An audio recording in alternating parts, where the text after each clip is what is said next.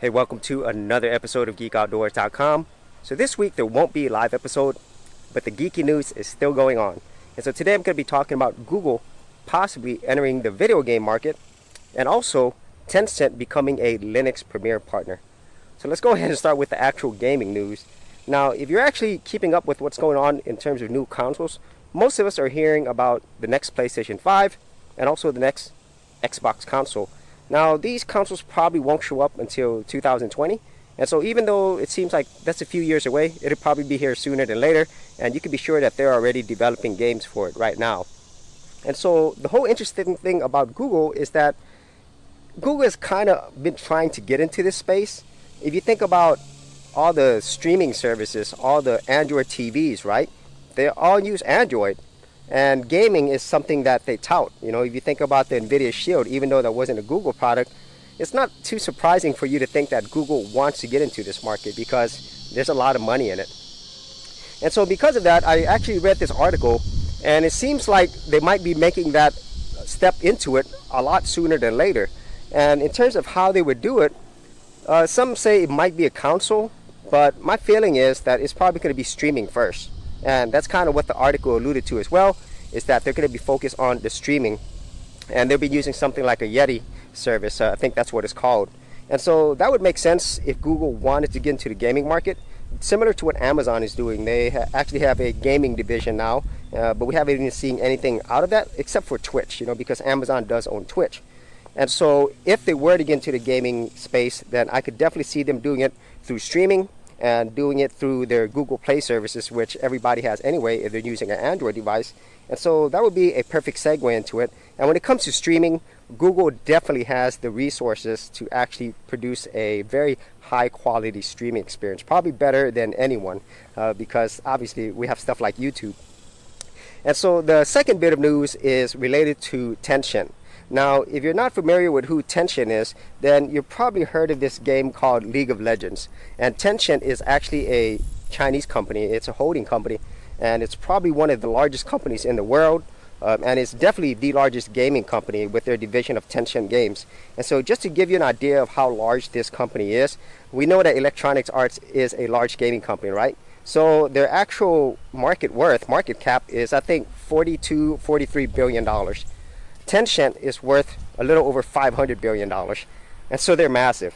And in terms of the number of players that are involved in gaming, at least in the Chinese market, the US population is probably, let's just say, about 400 million, close to it, right? Where the number of online gamers for some of their most popular games is already almost 300 million every single month. And so you could see why Tencent is such a big force. And they were already a Linux partner to begin with.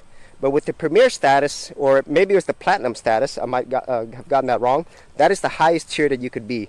And so at that level, you actually are on the board of the Linux Foundation. Okay, so you actually are able to give a lot more of your input or weight into it. And if you didn't know, Microsoft is also at that level as well, among many other big companies, including companies like IBM. I think Oracle is on there as well. So basically, you get the point.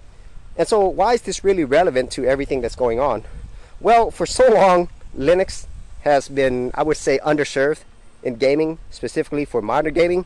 Steam did a great job in bringing a lot of great games to the platform, which probably would have never gotten there unless you were using something like Wine, okay, or Play on Linux, which is still Wine underneath. And so by Tencent putting more of an emphasis at that level, and they have been an open source a long time, then that means the possibility of us getting more modern games in the open source space, specifically with the Linux desktops, is really high. And so that's why I think that is so important, because I don't think any other gaming company, as far as I know, invests that heavily into open source gaming. So with Tencent having the actual clout that they have, the amount of money that they have, and they know where things are going, just like every other company. They use open source, you know, in a big way. And so this is a natural extension of that. So I would love to see Tencent do something that other companies are not able to, or maybe aren't willing to.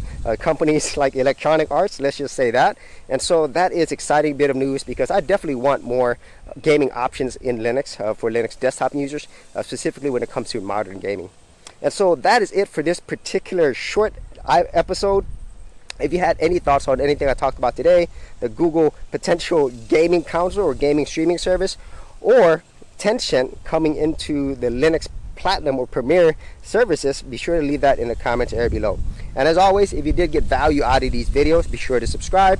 And if you wanted to support my channel further, you could do that at patreon.com/Geek Outdoors.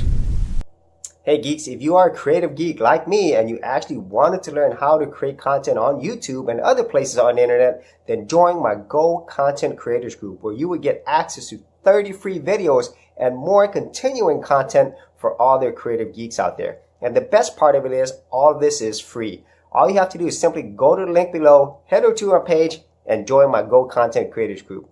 Thanks a lot, and I will see you on the other side.